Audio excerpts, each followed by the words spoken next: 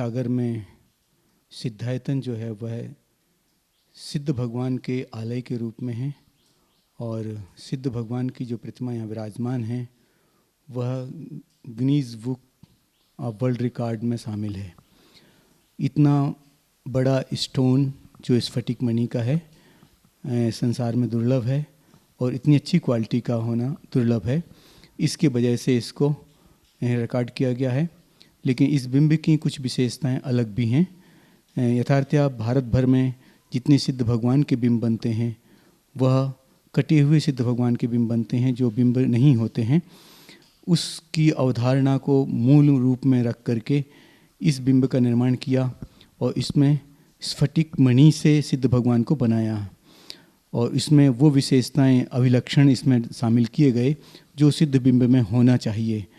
तो इस दृष्टि से भारतवर्ष में यदि कहीं सिद्ध भगवान का सही बिंब आपको देखना है तो सिद्धायतन आना होगा और सिद्धायतन के इस बिंब में वो सारी चीज़ आप देख सकेंगे जो किसी एक सिद्ध बिंब में होना चाहिए। जैसे सिर में केश नहीं होना चाहिए, भौहों के केश नहीं होना चाहिए, श्रीवत्स नहीं होना चाहिए, हाथ और पैर के नाखून नहीं होना चाहिए, चिन्ह नहीं होना चाहिए। किसी भी तीर्थंकर के लांछन जो होते हैं वो चिन्ह नहीं होते हैं इसमें। और हाथ पैर में जो रेखाएं होती हैं 108 अभिलक्षण होते हैं, व्यंजन और लक्षण होते हैं, वो सब नहीं होना चाहिए। वो सब विशेषताएं इसके अंतर्गत की गई हैं। दूसरी एक सबसे बड़ी विशेषता ये है कि जैसे आत्मा का स्वभाव पारदर्शी होता है, ज्ञानमय होता है, वैसा ही ज्ञानमयी है स्फटिक मणि जो पारदर्शी है उससे सिद्ध भगवान की आत्मा को दिखाया गया है। इस मंदिर की एक और बड़ी विशेषता ये है कि इस मंदिर में जो शिखर पर चढ़ा हुआ कलश है वह कलश रत्नों का कलश है। अभी तक आपने तांबे और पीतल के कलश देखे होंगे लेकिन रत्न के कलश ना देखे होंगे और रत्न के कलश चढ़े हुए हैं इस पर। जैसा कि हम दशलक्षण पूजन में पढ़ते हैं, नर भव अनुपम कनक घर पर मणिमयी कलसा धरें, तो यह रत्नों का कलश, मणि का कलश इस मंदिर पर चढ़ाया गया है। अर्थात यह वास्तु के अनुकूल है। जो तांबे और पीतल के जो कलश होते हैं वास्तु के अनुकूल नहीं होते क्योंकि वो खोखले होते हैं और जो कलश है पूर्ण भाग है वह भाग पूरा सॉलिड होना चाहिए। तो उस दृष्टि से भी यह मंदिर एक विशेष स्थान रखता है जो भारतवर्ष में अकेला स्थान है। इसके साथ ही ये आज का संयोग है कि मुनि श्री आचार्य श्री विमल सागर जी महाराज के 25वीं समाधि दिवस के अवसर पर उन्हें विनयाञ्जलि अर्पित करने के लिए ये अवसर प्राप्त हुआ है। तो इस अवसर पर हम उनके तपःपूत चरणों में विनम्र विनयाञ्जलि अर्पित करते हैं। आचार्य श्री को याद करने के समय वो सारी घटनाएं याद आती हैं जो उनके सानिध्य में यदा कदा रह करके मैंने अपनी गुजारी हैं, उनका अनुभव किया है और उस अनुभूत घटनाओं से उनकी जो छवि उभरती है वह छवि वात्सल्य रत्नाकर के रूप में तो उभरती ही है। वह करुणा के सागर भी थे, वह दया के सागर भी थे और दुखित प्राणियों के लिए तो वो बिल्कुल ऐसे सहृदय थे कि उनके हृदय से करुणा बहती ही रहती थी। किसी भी प्राणी को कष्ट में देख पाना उनके लिए संभव नहीं था, चाहे वह रोगी हो, चाहे वह बालक हो, चाहे वह महिला हो, किसके लिए भी क्या कर सकते थे वो यदि करने के लिए तत्पर होते थे तो वो करने में अपने आप को पीछे नहीं छोड़ते थे। इसलिए उनके अंदर जो ऐसे विशिष्ट गुण थे वो विशिष्ट गुण तो अन्य साधुओं में मिलने की संभावना बहुत कम है। आज की दृष्टि से आज जब देखते हैं तो साधुओं में उस वात्सल्य की कमी है जो निरपेक्ष वात्सल्य था। किसी प्रकार की अपेक्षा नहीं थी उनको और निरपेक्ष वात्सल्य वो प्रत्येक प्राणी मात्र से रखते थे। माने ये कहने की छोड़ दीजिए कि साधु संघ में मात्र उनका वात्सल्य था, अपितु वह संसार के प्रत्येक प्राणी से वात्सल्य रखते थे और यह उनका गुण, विशिष्ट गुण ही उन्हें आज पूरे भारत में क्या पूरे विश्व में उनके जो शिष्य हैं, उनके विदेशी शिष्य भी थे जो उनके पास यदा कदा आते रहते थे और उनसे संपर्क में बने रहते थे। तो वो सब निरंतर उनकी आज्ञा से, उनकी अनुमति से, उनके अनुसार निर्देशन से ही वह अपने धर्माराधन करते रहते थे। तो उन्होंने लाखों जीवों को धर्माराधन में लगाया अपने उन सद प्रयासों से जिन प्रयासों के लिए आदमी को बहुत कठिनाई से प्राप्त करना होती है उन्हें वह सहज सिद्धियाँ प्राप्त थीं। माने यदि वह चाहते तो उस चीज़ों को लेकर के वो काफ़ी लंबा अपना व्यवसाय जैसा अगर करते तो कर सकते थे, लेकिन नहीं, उन्होंने धार्मिक रूप से उसको अपनाया और जन कल्याण के लिए सारे कार्य किए। जन कल्याण से सीधे सीधे जो हो सकता था, लेकिन उसमें उतनी असंलिप्तता भी उन्होंने अपनी बनाई रखी कि वह जिस कार्य को कर रहे हैं उस कार्य को उतने ही अलिप्त होकर के कार्य करते थे। उनका कोई निजी स्वार्थ नहीं होता था, किसी संपत्ति से उनका कोई लेना देना नहीं होता था। यदि कोई चीज़ दे रहे हैं, ले रहे हैं, तो निस्वार्थ भाव से लेते देते थे। चाहे यंत्र दे रहे हों तो, चाहे मंत्र दे रहे हों तो, चाहे औषधि दे रहे हों तो, जो जन कल्याण के लिए उन्होंने काम किए वो बिल्कुल निस्वार्थ भाव से करते रहते थे। यह अलग बात होती थी कि भक्त श्रद्धालु जो है उसको जो कुछ प्राप्त हो जाता था उससे उऋण होने के लिए वह कुछ ना कुछ अपना समर्पित करने के लिए तत्पर रहता था, और वह सब कुछ समर्पित करना चाहता था, लेकिन महाराज श्री कभी भी उसकी अपेक्षा या उसके अनुकूल उसको ग्रहण करने के लिए तत्पर नहीं होते थे। ऐसा मैंने कई प्रसंगों में देखा था। तो उनकी यह विशेषता खास तौर से इस संदर्भ में मुझे आकलित करने के लिए प्रेरित करती है कि आज के जो साधु हैं उन साधुओं की दृष्टि से कि इतना निस्वार्थ, बल्कि एक कार्य करने के पीछे उसके पीछे उनका दूसरा कोई एम उसमें साथ नहीं होता था। वह बिहार करते तो, कहीं जाते तो, किसी की प्रतिष्ठा करा रहे हैं तो, किसी का सार्वजनिक से कोई काम करा रहे हैं तो, तब भी उनकी कोई अपेक्षाएं खास तौर से नहीं होती थी। लेकिन भक्त लोग उनकी अपेक्षा पूर्तियों के लिए भी तत्पर बने रहते थे। उनके वचन से निकले वाले शब्द तो बहुत दूर की बात हैं, उनके इशारा को पा करके भी लोग उसकी पूर्ति करने के लिए तत्पर रहते थे। और मैं ऐसे उनके कई भक्तों को जानता हूँ जो उन पर पूरे तौर से समर्पित थे। लेकिन यह विधि का विधान ही है कि जो इस संसार में आया है सभी को इस संसार से विदा लेनी होती है, और अवश्य में वो मृत्यु अलंग है, उसके लिए कोई लांघ नहीं सका अभी तक। तो उस अलंग मृत्यु में मुनि आचार्य श्री ने जितनी जो कुछ तपस्या करके अपनी आत्म साधना की थी, उस आत्म साधना के फलस्वरूप उन्होंने सम्मेद शिखर जी पर 29 दिसंबर 1994 को जो समाधि की, उस समाधि के साथ उन्होंने स्वर्गारोहण किया। उस सब का उनके जीवन में जो सुयश घटित हुआ है वह उनको, उनकी आत्मा को शांति दे, उनकी आत्मा का कल्याण निरंतर आगे कल्याण करती रहे, और वह शीघ्र ही उस शाश्वत सुख मोक्ष लक्ष्मी को प्राप्त हो सकें। ऐसी हम उनके प्रति विनयाञ्जलि अर्पित करते हैं।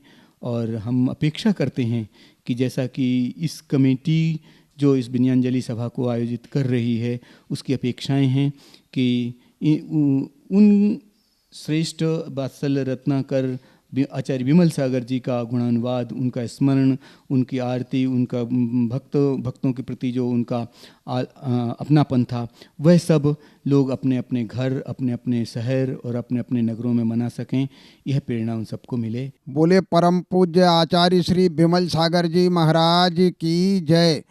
ये मेरा परम सौभाग्य है, मैं अपने अहोभाग्य की सराहना करता हूँ कि ऐसे अनेक अवसर आए जब परम पूज्य आचार्य विमल सागर जी महाराज का दर्शन करने का और उनके प्रवचन सुनने का सौभाग्य मुझे प्राप्त हुआ। भारतवर्ष में दिगंबर मुनि परंपरा की 3 धाराएं इस समय प्रवहमान हैं, जिनमें आचार्य चारित्र चक्रवर्ती श्री शांति सागर जी महाराज दक्षिण, प्रसम मूर्ति आचार्य शांति सागर जी महाराज छाणी और श्री 108 आचार्य आदि सागर जी महाराज अंकलीकर, इन तीनों धाराओं के साधु इस समय देश के विभिन्न भागों में विराजमान हैं।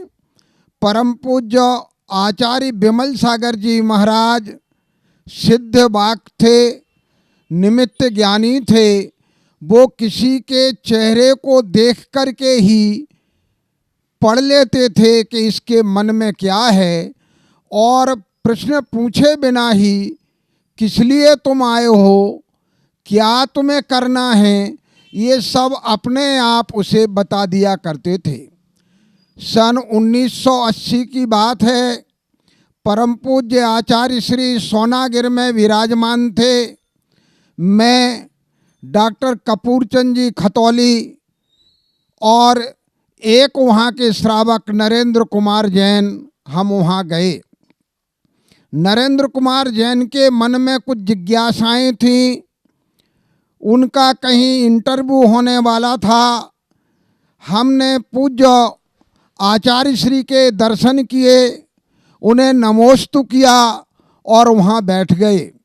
आचार्य श्री ने चेहरे को पढ़ा और तुरंत आचार्य श्री बोले कि एक हल्दी की गांठ उन्होंने दी और कहा, इसे रखे रहना, तुम्हारा इंटरव्यू होने वाला है और उसमें तुम्हारी नियुक्ति हो जाएगी। जैसे ही हम वापस आए कि खतौली में श्री नरेंद्र कुमार जी जैन का इंटरव्यू लेटर आया हुआ था। वो स्टेट बैंक ऑफ इंडिया में इंटरव्यू देने गए और उनका उसमें सिलेक्शन हो गया। ऐसा आचार्य श्री विमल सागर जी महाराज में निमित्त ज्ञान था कि वो चेहरे को देख कर के ही समझ लेते थे कि इस व्यक्ति के मन में क्या है। वो सिद्धवाक थे, समझ लेते थे, किंतु कभी भी उन्होंने धर्म के विपरीत कोई उपदेश नहीं दिया। हमेशा वीतरागता की आराधना करने की ही बात उन्होंने कही। परम पूज्य आचार्य श्री जहाँ जहाँ जाते थे कम बोलते थे। उपदेश भी उनका बहुत कम होता था। प्रवचन शैली उनकी बिल्कुल सामान्य थी और प्रत्येक व्यक्ति के हृदय में वो ऐसे उतर जाते थे, भैया ऐसा करना, तुम्हारा काम हो जाएगा। मैं समझता हूँ कि इस युग के आचार्य परंपरा में अगर कोई सिद्धवाक रहा या निमित्त ज्ञानी रहा तो परम पूज्य आचार्य विमल सागर जी महाराज में वो स्थिति थी। आज उनकी परंपरा में आचार्य चैत्य सागर जी महाराज विराजमान हैं। उन्हें भी थोड़ा निमित्त ज्ञान है, परंतु उनके गुरुवर में जैसा निमित्त ज्ञान था वैसा आज किसी भी साधु में दिखाई नहीं देता है। ये अलग बात है कि तप में आज भी अनेक साधु ऐसे विराजमान हैं, परंतु आचार्य विमल सागर जी महाराज में जैसा निमित्त जानने का विशेष क्षयोपशम था वो आज किसी भी साधु में और दिखाई नहीं दे रहा है। एक बात यहाँ विशेष रूप से कहना चाहूँगा कि दिगंबर मुनिराजों का दर्शन अपने आप में बड़ा पुण्यकारी होता है। जैसे ही हम उनके दर्शन करते थे तो मुझे याद आता है कि जैसे गौतम गणधर कुछ चर्चा करने के लिए, बहस करने के लिए भगवान महावीर के पास गए, लेकिन उनकी आकृति के दर्शन मात्र से उनका संदेह दूर हो गया और वह संदेह दूर होते ही उनके चरणों में विनम्र हो गए। ऐसे भी अनेक अवसर लोगों के आए जब वो आचार्य विमल सागर जी महाराज से किसी विषय पर चर्चा करने गए, लेकिन उनकी भोली निष्प्रय आकृति को देख करके ही उनके मन के अनेक संदेह दूर हो गए, शंकाएं समाप्त हो गईं। ऐसे थे आचार्य विमल सागर जी महाराज।